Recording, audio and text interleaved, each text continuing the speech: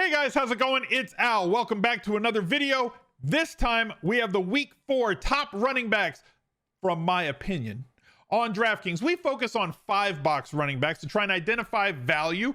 Sometimes those guys are going to be really popular, highly played, mostly cash game plays, but a lot of the time you can find value in tournaments that are going to be underplayed players versus the field based on the percentage that's going to play them, and identify some value by identifying those 5-box running backs. Those 5 boxes are they playing at home? Are they favored? Do they project to get 20 total touches? Are they involved in the passing game?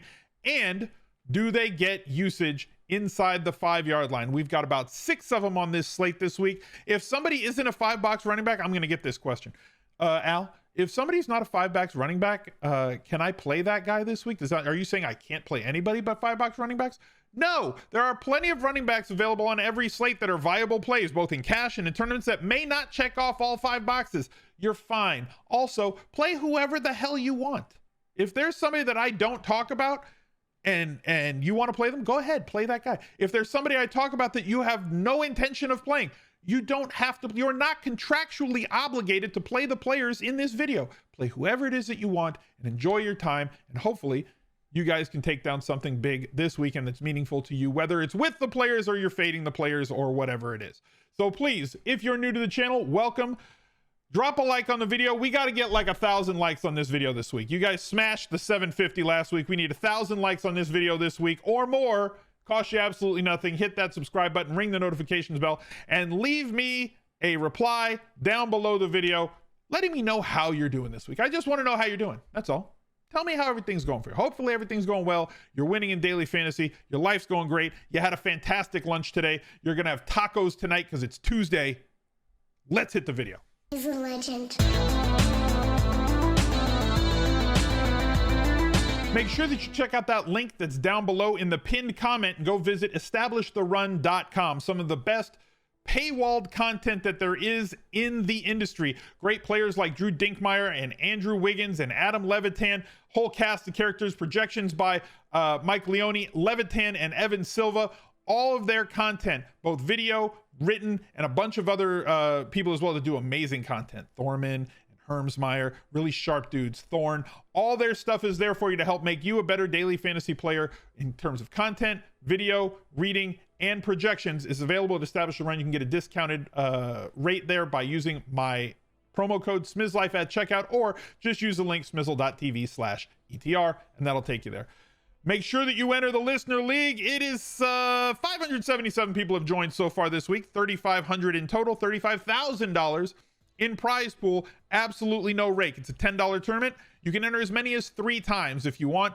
No more. If you want to enter once, go for it.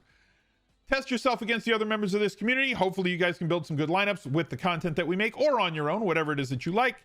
And let's get to our 5-box running backs for the week. Starting off with Alvin Kamara for the New Orleans Saints going against the New York Giants. The Saints are 8.5-point favorites. A lot of data shows that if a running back is on a team that is at home and favored by more than 7 points, they outperform their projections more often than not. I love the fact that Kamara's volume has gone up this year. I kind of don't like the fact that his targets have floated for 3 weeks between 4 and 6, and they're kind of using him as a bell cow between the tackles guy, which is not really where he thrives, but both of those situations have come in games where they've been winning a ton. But in the game that they lost by a bunch to Carolina, he only got, he got 6 targets in that game, and not like the 8 to 12 that he typically gets when they're playing that far from behind. So I would love to see him get more targets, as he used to be that guy who would get us like 12 to 16 carries a week, but get us 6 to 10 targets a week. That's where the value resides, right? Because every single target is worth like 2.8 carries in terms of fantasy point expectancy in full PPR with bonuses. You don't need Kamara to get you the 100-yard bonus. He's going to get you over 100 yards from scrimmage more often than not, right? He's done it 1 out of 3 times so far this year. I would expect that percentage to rise greater than 33% by the end of the year, considering how much he should catch the ball and how much they're feeding him on the ground. If they're winning, he's going to get on the ground. Game flow independent running back. If they're losing, they're going to throw it to him. And the Giants don't do a good job of stopping pretty much anybody from either collecting yards, catches, or scoring touchdowns so far this season. We're going to see if that continues here in week 4. Dalvin Cook, coming off of an injury, was inactive against the Seahawks, and the Seahawks are the worst team against the run. Everybody wanted to play him last week. Alexander Madison crushed last week, clearly just absolutely rolled over Seattle's defense. They caught a ton of balls. All of that was basically Dalvin Cook's work. Now it's a tougher matchup against Cleveland. They are at home. They are favored. We are in a situation where it's going to be competitive, and the total in this game is really high. So a 5-box running back, but this total has been, or the line has been bouncing back and forth. Last I had checked, they were favored by 1. It opened as a pick 'em. The Browns were favored by 1. Then when I checked this morning, the Vikings were favored by 1. By the time you see this video, it might swing back the other way depending on where the betting winds go. So he may not end up being a 5-box running back by the end of the week, but as of the time that I wrote the notes this morning, he was. I do like the amount that they are going to commit to the run with this team. As much as they throw it, it's built around the run. This Vikings offense, and we saw that with Madison. They have been throwing the ball a ton to the running backs. Dalvin Cook with 7 targets, 3 targets there in week 2. If we bring up Madison here and take a look at his numbers from week 3, 26 carries, 8 targets. The amount of volume that they feed to the number 1 guy in that offense is outstanding. So if Cook is out, then Madison basically just slides into that role. All that narrative that people were talking about last week, well, you know, Al, last year Madison filled in for Cook in a situation similar to this one, and he didn't do real well. Well, guess what? He did just fine last week. So play for the volume. Don't write your own narratives to try and talk yourself out of things. Just chase volume and opportunity and let the stats fall where they may. David Montgomery, our cover boy for this week, coming off of a bad week against Cleveland. Cleveland was basically residing in the Bears backfield all day. 9 sacks, 0.7 seconds for the quarterback to throw the ball. Fields, we don't know who the quarterback's going to be this week because Dalton coming off of an injury. Fields dealing with a hand injury because he got sacked 48 times in week 3 because of a ridiculously horrific game plan by Handsome Gase. Nagy is, by the way, is Handsome Gase. He's just a better looking version of Adam Gase. So I'm going to assume that David Montgomery going to go back to his normal amount of usage in this game, where he's going to get you between probably 3 and 5 targets, going to carry the ball 15 plus times in this game, going to get all the inside the 5 work. Bears favored by 3.5 over the Lions defense.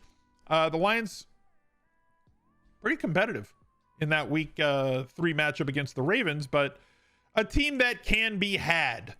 And if Fields is starting at quarterback, they need to run the ball. And if Dalton or Foles are starting at quarterback, they need to run the ball to be effective. And if a good game plan, an actually good game plan, is put into play with Fields at quarterback, you would assume that the additions of the read option elements, as well as linebackers having to hold for a beat, and as good as David Montgomery is at creating yards after the first contact, he is one of the best tackle breakers in the league. And as well as he did against the Rams, 108 yards on 16 carries against an extremely stout defense, he can get it done every single week. So home favored him. Love it. Same situation going on here for Ezekiel Elliott, coming off of a Monday night game where he looked quite good. Guess what, guys? They still feed Zeke. Pollard's really good. I like Pollard. I think Pollard at this point is the more versatile and probably the better back. But it doesn't matter what I think. And it really doesn't matter what you think either. It only matters what the coaches think and who they roll out there. Steve, thank you for the $20 donated to No Kid Hungry. I really appreciate that. Well timed as well, to allow me to shout out our fundraiser that we're doing here on the channel for No Kid Hungry. There is a link down below, a Tiltify link right in the description, right down there. Click show more. You'll see the description. There is a link to the listener league in there. There is also a link to the charity fundraiser that we're doing. We're trying to raise $25,000. We're well over 11,000 raised so far. Trying to raise 25,000 by the end of the calendar year. If we can get there, every 5,000 that you guys raise, up to 25,000, I will match. So potentially a $50,000 fundraiser here if you guys can get it done. And I think that you can. Johnny Online, thank you for the 12 months, man. Really appreciate that.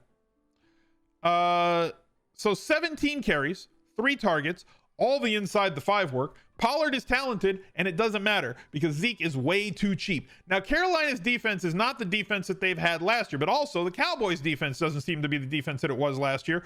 This game still has a really high total at last check, right? Like an over 50 total. 50 to 51, I believe, was the total when I checked this morning. And the Cowboys favored by like 4 points in this game. The offense is firing on all cylinders, and they do want to run the hell out of both of these guys. So Zeke getting the lion's share of the work, getting 70% of the running back snaps. Pollard, there should not be a semicolon in Pollard's name. Pollard at 5,700, 11 carries, 1 target. So while he's been extremely efficient with his touches, this is an absurd rate right here, right? Like getting 6.8 yards per carry on the ground, and as good a receiver as we know that he is based on how they played him in college.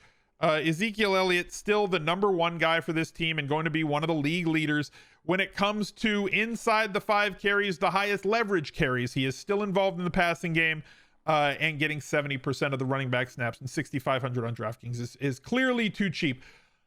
But Carolina, the number 1 DVOA defense right now through 3 games. So it is very possible that Carolina is not the sieve that it used to be, albeit this is a high totaled game. I am probably going to be having a lot of shares of Ezekiel Elliott, but there's going to be some trepidation and hemming and hawing, and should we play him? And I don't know. And they've been good, but they were bad the last 2 years, like historically bad against running backs.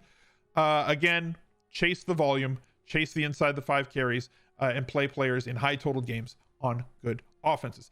Aaron Jones against Pittsburgh, 7-point favorites at home against a team that is having problems moving the ball and has a lot of injuries. Aaron Jones does have that 5-box designation this week because they are at home, they are favored.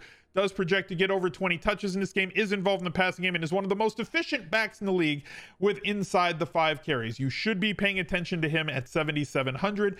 And a cheaper option that I do not think is going to be very highly rostered in tournaments this week is Sony Michel, assuming that Darrell Henderson misses a second week, and Sony Michel is only 5,200, coming off of a game where he was heavily utilized against the vaunted Tampa Bay rushing defense. Tampa Bay, really tough to beat on the ground with running backs. Game log watchers are going to take a look at this and say, look, he's terrible. He's got the knee condition. He looked bad in New England. He only averaged 3.4 a carry last week. But yeah, that's against the Buccaneers. The Arizona, Cardinals are not that against the run. They're a good defensive line, but like they can be had. They're a middling defense, to be honest with you, and they get involved in a lot of high-scoring games. And as much threat as the Rams passing game is now, with future Hall of Famer, yeah, I said it, future Hall of Famer Matt Stafford at the helm, and all the talent that they have on the outside, defenses have to worry about Robert Woods. They have to worry about Kupp. They have to worry about Higbee running a ton of routes. And there's places that Sony Michel can find to win, and 5,200 seems to be a great outlet for value for us here. There are a couple of other running backs that I did want to talk about on this slate that aren't 5-box running backs, since people are like, well, do I have to just play the 5-box guys? You don't have to just play the 5-box guys.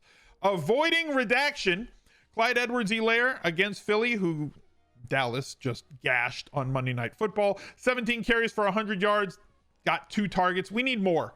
We need more usage in the passing game for CEH to not be MEH moving forward as a fantasy asset, but still his price did not climb enough. It was too high at the beginning of the year when he was like 66 and 6,700.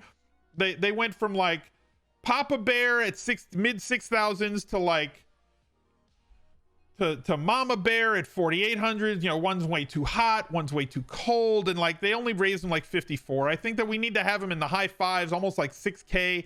5,800 to 6,000 is about a fair price for him, so still kind of underpriced here this week. Rookie running back Najee Harris from Pittsburgh, albeit on the road and an underdog, a game script and game flow independent running back, kind of as evidenced by the 19 targets that headed his way. I'm not expecting 19 targets. I'm gonna go like, see this limb? Like this limb is right here, right? I'm going to go way out on this limb. Just right here is where I'm going to go. I'm going to say he's not going to get 19 targets in week 4. I'm going to take the under on 19, but he's played like a million snaps so far. He's played like 200-ish snaps, like 190 something. And Benny Snell's played like 7. So if you're the only guy on the field, for your team with a quarterback who is having problems pushing the ball downfield and playing without a bunch of wide receivers who are all seemingly getting injured, they kind of have to target Harris a ton, and he's going to get all the inside the 5 work if they can get inside the 5. And he's basically on the field all the time. So tons of volume, tons of carry, good amount of carries. Like I said with Alvin Kamara. What if Najee Harris is basically just Alvin Kamara at this point? What if he's a 5 to 10 target guy every week, carries the ball 10 to 16 times, and basically gets you a lot of usage in DraftKings, where with the 100-yard bonuses on the ground or through the air, his receiving chops are stellar, and point per reception, the ceiling is certainly there for him. And the last guy that we want to talk about is on the other side of Ezekiel Elliott, Chumbawamba himself, Chuba Hubbard. 5,900 for CMC Light. He is going to be deployed, or at least I'm not going to say he's going to be. In week 3, in relief of Christian McCaffrey when he left the game, Hubbard played 70+% of the snaps and got the majority of the running back touches for the Carolina Panthers. If he is going to be the lead guy, if he's going to be the dude here for them against Dallas, Dallas's defense has looked really good. Parsons, the rookie, looks great. Number 7, the cornerback, last night looked outstanding. But volume is key. I want the guy who's going to get the snaps inside the 5. I want the guy who's going to get all the running, 75% of the running back snaps is a lot in today's NFL. A lot of running backs, half the league falls between 50 and 62%. So if he's going to out-snap 70% on his team and get all of that volume, where CMC gets like 95, if Hubbard just steps in here at 75, he's going to be really underpriced at 5,900. So those are all the 5-box running backs, plus a couple of more that I like this week. If you don't want to have to subscribe to all the 5 boxes, you don't. I play more than just the 5-box guys, but it's a great way to identify talent. So hopefully this video helped you. Drop a like. Let's hit 1,000 or more. Look out for another video right there. He's a legend.